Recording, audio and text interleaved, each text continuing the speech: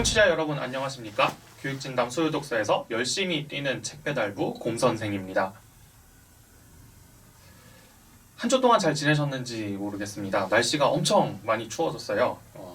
따뜻하게 입으시고 또 요새 감기 정말 조심하셔야겠죠.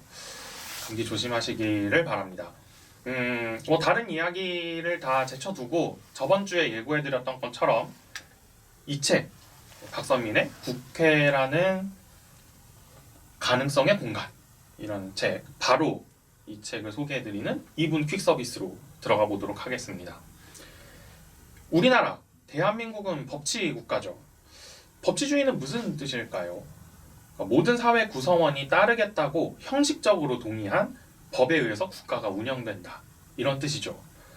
그래서 법은 우리 삶의 모든 영역에서 굉장히 큰 영향을 미치는 요소입니다. 그렇다면 우리 한번 생각해보죠. 법을 만드는 기관은 어디일까요? 다들 아시다시피 입법부, 즉 국회입니다. 그래서 국회에서 벌어지는 일은 우리에게 매우 중요합니다. 왜냐하면 법이 중요하기 때문이죠. 하지만 국회에 관한 뉴스를 보기 시작하는 순간 머리가 아파옵니다. 상임위는 뭐고, 특별위원회는 뭐고, 내가 관심을 갖고 지켜보는 법안이 발의는 됐다는데 계류가 됐다는 둥, 통과가 안 된다는 둥 하고 있고, 또 국가 경제와 관련된 법안이, 중요한 법안이 상정돼 있다고 하는데 누구를 임명하네 마네, 절차적 정당성을 지켜야 되네 하네, 이러면서 회의가 길어지고 지지부진해지기 일쑤입니다. 그런 문제로 이렇게 드자비를 하고 정당의 소속의 국회의원들끼리 시간을 낭비한다, 이런 느낌도 많이 받습니다.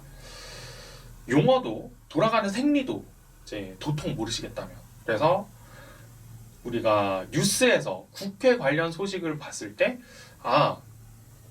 저게 이런 용어들이 이런 의미를 갖고 있고 이런저런 절차들 때문에 지금 저기서 저렇게 싸우고 있구나, 이런 걸 이해하기 위해서 필요한 국회 사용 매뉴얼, 박선민의 국회라는 가능성의 공간, 이것이 오늘 여러분과 제가 함께 읽을 책이 되겠습니다. 이 책은 약간 두꺼운 편입니다. 그리고 국회라고 하는 공간에 관해서 굉장히 전반적이고 포괄적으로 다루고 있기 때문에 약간은 난이도가 있을 거라는 생각이 듭니다. 그럼에도 불구하고 정치 혹은 경제, 사회과 관련 전공을 꿈꾸는 고등학생 여러분이라거나 혹은 그런 고등학생을 아이로 두고 있는 학부모 청취자 여러분들께서 아이가 공부하고 관심을 가지는 주제를 나도 공유해보고 싶다라고 생각이 드신다면 한 번쯤 일독해 볼 만한 그런 책이 아닐까라는 생각에서 오늘 가져와 봤고요. 이 책을 관통하는 키워드, 이종 보통 키워드로 넘어가 보겠습니다. 국회에 관한 책이기 때문에 오늘 꼽은 키워드는 당연히 입법부입니다. 우리나라도 그렇고 다른 나라도 마찬가지지만 보통 이 정치에 관해서 생각할 때 행정부를 중요하게 생각하는 경향이 있죠. 그래서 제일 중요한 선거도 대통령 선거고, 또 우리가 뭔가 처리해야 될 일이 생겼을 때 만나는 사람들, 동사무소 직원, 구청 직원, 시청 직원, 이런 분들 다 행정부 공무원들이죠.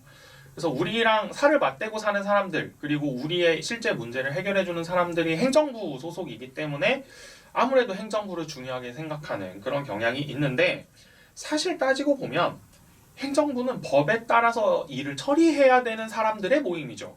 그래서 심지어 대통령도 가끔 안 그럴 때도 있긴 하지만 대체로 법률을 따르고 준수하겠다라고 선언을 하고 실제로 그렇게 하기도 합니다. 그래서 법 자체가 근본적으로 잘못돼 있거나 혹은 내가 필요한 사항이 법에 제대로 반영돼 있지 않을 때, 그럴 때에는 공무원들도 행정부 직원들도 어떻게 할 방법이 없어요. 그냥 규정이 없습니다, 선례가 없습니다, 그래서 처리해드릴 수 없습니다, 이런 말만 반복할 뿐이죠. 그 사람들이 움직이게 만드는 방법 간단합니다. 법을 바꾸면 되죠. 왜냐하면 그 사람들은 법에 따라서 움직이는 사람들이니까요. 그래서 법을 내가 원하는 방향으로 만들거나 바꾸는 게 중요한 일이 됩니다. 그리고 이렇게 하려면 당연히 우리는 어디로 가야 되느냐? 행정부가 아니라 법을 만들거나 바꾸는 입법부로 가야 할 것입니다. 하지만 법에 내가 하고 싶은 것, 내가 원하는 것, 내가 바라는 것 이런 것만 담을 수는 없겠죠. 우리나라에는 여러분, 청취자 여러분과 저와 마찬가지로 아주 똑같은 투표권, 시민으로서의 권리를 가지고 있는 사람이 5천만 명이 넘습니다. 이 5천만 명의 소원도 다 가지각색일 거고요. 그래서 나와 같은 소원을 지닌 사람들을 조직하거나 또 반대로 나와 소원이 다른 사람들, 그러니까 나와 바라는 바가 다른 사람들하고는 대화를 해서 내가 원하는 사항을 관철시키거나 혹은 저쪽이 원하는 사항과 적절한 타협점을 형성하는 일이 반드시 필요할 것입니다. 이렇게 만들어진 타협의 선을 우리 사회 구성원 모두가 지켜야 하는 일반적인 규칙, 즉 법으로 바꾸는 곳이 바로 입법부죠. 즉 국회입니다. 그래서 국회는 본질적으로 대립과 투쟁의 공간일 수밖에 없어요. 그러니까 우리는 항상 뉴스에서 국회에서 막 멱살을 잡고 드자비를 하고 싸우는 걸 보면서 에잉 이런 맨날 싸우기만 하고 일은 안 하고 뭐 이런 식으로 흔히들 생각하지만 사실 따지고 보면은 싸우는 게 그 사람들의 일입니다.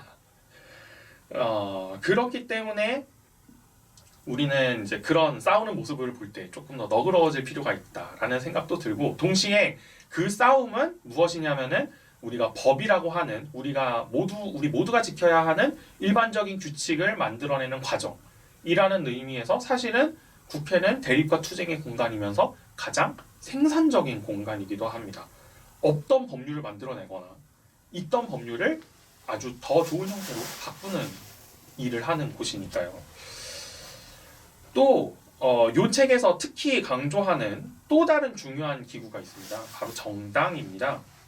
정당은 다수의 의견, 그러니까 나와 의견이 같은 사람들, 저 사람과 의견이 같은 사람들, 이런 사람들을 모으는 동시에 가장 합리적인 방안을 도출해야 되는 이중의 과제를 안고 있는 집단입니다.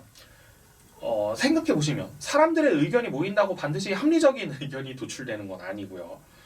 또 반대로 가장 합리적인 방안에 대해서 그 특정 정당의 지지자들이 다 우호적인 것도 아니에요. 그런데 비합리적이고 우리 것만 우기는 안건을 들고 나갔다가는 저쪽 정당에서 찬성해주지 않겠죠. 이런 다양한 것들을 고려해야 하는 조직이 정당이기 때문에 정당에 소속된 이른바 우리가 정치인이라고 부르는 사람들이 굉장히 유능해야 되고 또 넓은 분야에 대해서 알고 있어야 되면서 동시에 우리 사회가 아직까지 돌보지 못하는 특정한 소수 계층들에 대한 관심도 많아야 합리적이면서 다수가 원하지만 동시에 많은 사람들을 행복하게 만들어줄 수 있는 법안을 만들 수 있다라고 하는 게 이 책의 저자가 국회에 대해서 내리고 있는 어떤 결론이자 제언 같은 거라고 볼 수 있겠습니다. 그래서 앞에서 제가 말씀드렸던 것처럼 국회에서 막 싸우고 있는 뉴스를 보시면 일을 열심히 하고 있군, 내가 주먹질을 해야 되는데 저 사람들이 대신 주먹질을 하고 있군, 이렇게 생각하시면 좋을 것 같습니다. 다 물론 이제 어떤 취지의 어떤 법안을 놓고 싸우는지 감시하고 또 거기에 대해서 의견을 내는 것은 여러분과 저를 비롯한 우리 시민 모두의 의무가 되겠죠. 네, 이런 이야기가 요 책 안에 여러 가지 그 사례들과 법률 안들을 구체적으로 열거를 하면서 아주 자세하고 친절하게 설명이 되어 있습니다. 한번 이제 꼭 읽어보시기를 권해드립니다. 네, 요 책을 재미있게 보셨다면 이 책과 함께 또 같이 재미있게 보실 수 있는 컨텐츠를 추천해드리는 코너, 이제 아이랑 투게더입니다. 제가 요 책을 읽으면서 가장 많이 생각났던 콘텐츠는 스티븐 스필버그의 링컨이라는 영화입니다. 아마도 전 세계에서 가장 유명한 미국 대통령인 사람이겠죠. 에이브러햄 링컨이라는 사람. 이 사람의 인생에서 가장 고통스러우면서 동시에 가장 빛나는 시기인 그 인종차별을 철폐한다라는 그 미국의 헌법, 수정헌법 13조를 넣는 과정을 그린 영화입니다. 말하면서 저도 소름이 돋는데, 이 인종차별을 하지 말자라고 하는 지금 보면 너무 당연한 명제를 헌법에 삽입하기 위해서 좀 속된 말이지만 링컨이 정말 얼마나 개고생을 했는지, 얼마나 다양한 이해관계를 고려하고 타협하려고 했으면서 동시에 자신의 뜻을 밀어붙이기 위해 어떤 노력을 했는지 그거를 굉장히 고스란히 잘 엿보실 수 있는 영화입니다. 한국과는 약간 환경이 다르긴 하지만 그래도 이 입법부라는 환경의 어떤 복잡 다단함과 이제 그 속에서 드러나는 어떤 사람들의 정치인들의 열정 혹은 정치인들의 치졸함, 네, 링컨이 정말 치졸한 사람으로 나오거든요.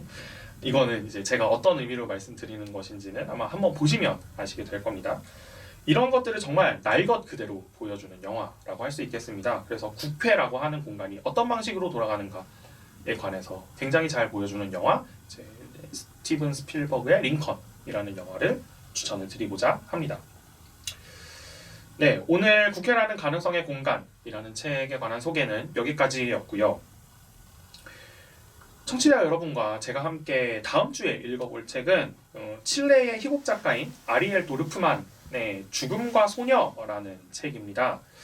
어두운 역사를 어떻게 청산할 것인지에 관한 내용을 단촐한 구성이지만 아주 묵직한 내용을 전달해주는 그런 희곡이라고 볼 수 있겠습니다. 우리나라의 몇몇 유명 대학교, 특히 연영과가 유명한 대학교들에서 이걸 가지고 연습해서 시험을 본다, 지정 대본으로 쓸 정도로 굉장히 유명한 대본이거든요.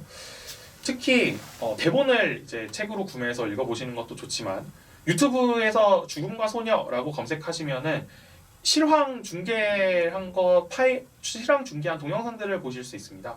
그 동영상을 한번 보시고 다음 주에 저와 같이 한번 이 희곡을 읽어보시는 것도 어떨까 하는 생각이 듭니다. 네, 교육진담 수요독서 코너는 청취자 여러분과 함께 책을 가볍게 하지만 꼼꼼하게 읽어나가는 방송입니다. 여러분의 손길에서 책장을 넘기는 소리의 숫자만큼 댓글, 좋아요, 구독하기, 알람 설정, 링크 공유 부탁드립니다. 감사합니다.